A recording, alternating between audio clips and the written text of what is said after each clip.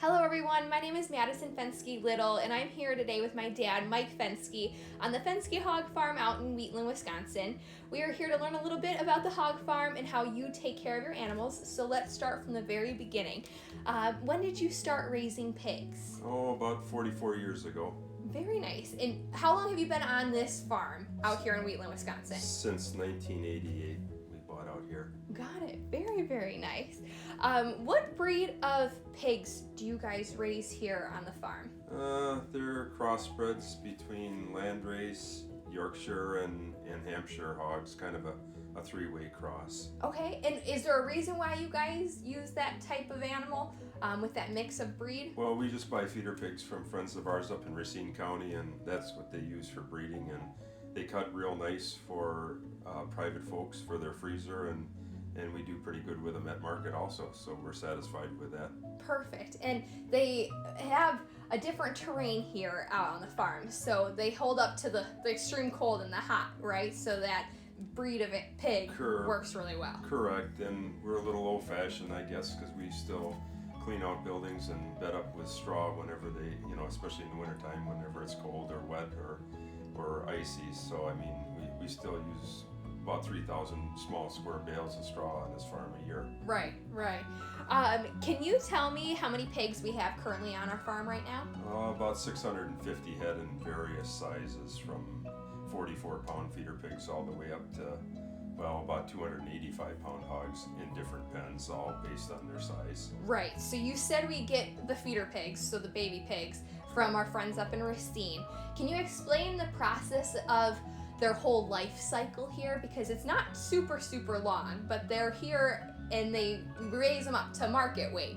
So can you just explain what size they're at the entire way? We start them in our old dairy barn because that's cool in the summertime, and it's a little bit warmer and tighter in the wintertime.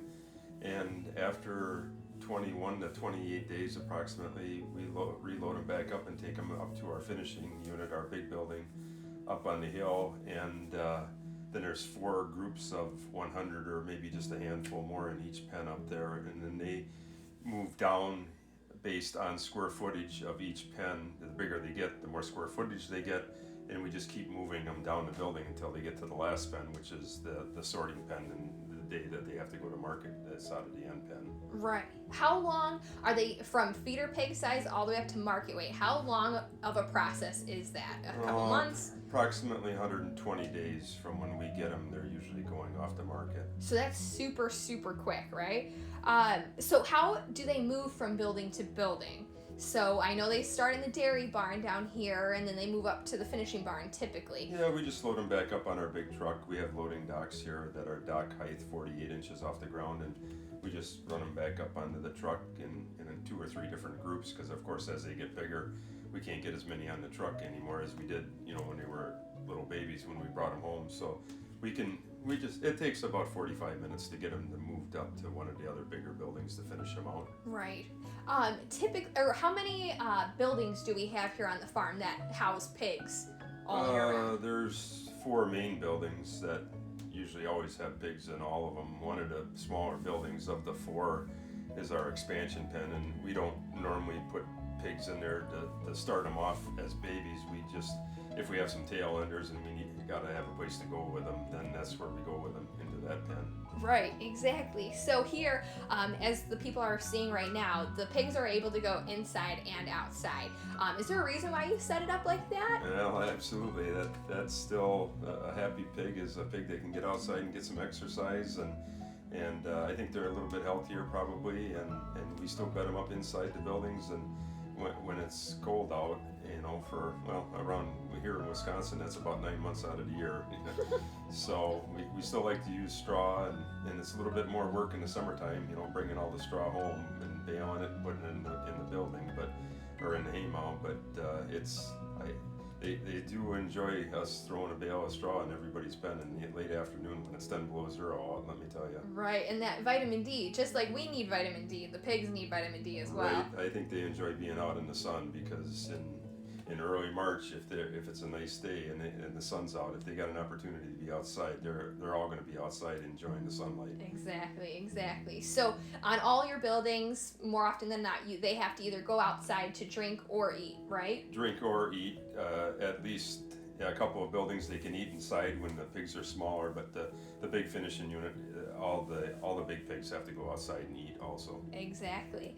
So talking about feeding, what do you feed? What is their food actually look like? Well, it's a ground corn soybean meal base, which I don't know how to explain how it looks necessarily, but it's the same ingredients in your box of Special K breakfast cereal that you would eat in the morning. So a balanced diet. Correct.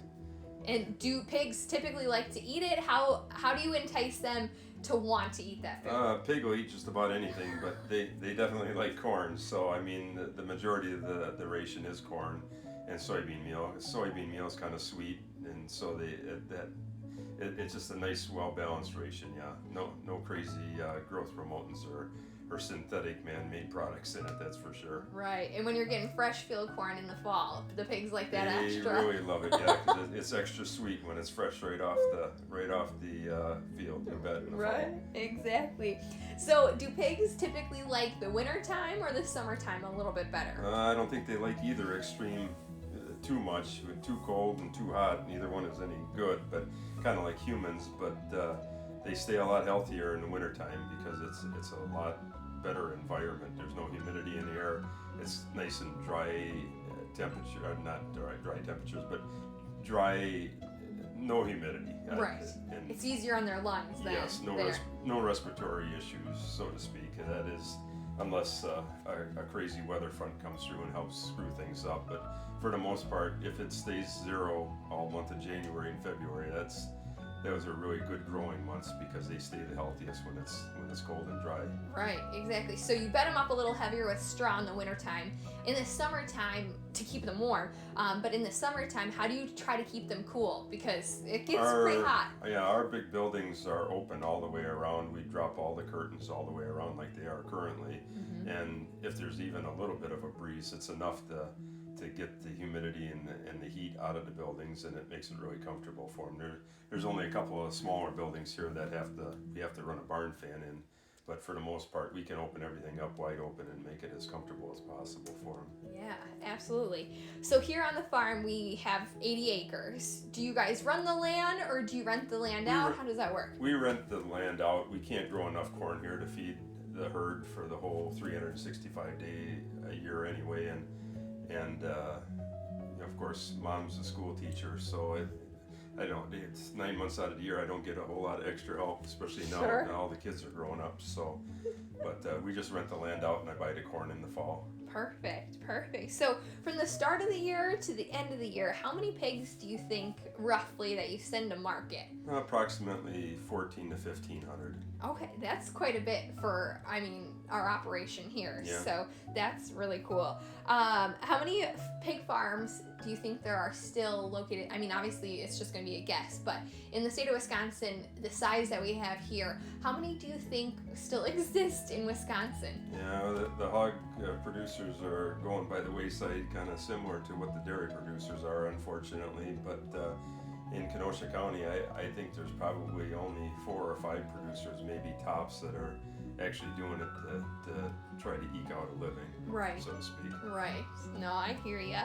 How long do you think you're going to be farming for? The rest Forever. of Forever. You just enjoy it that much, yeah, right? Yeah, I got a reason to get up every morning.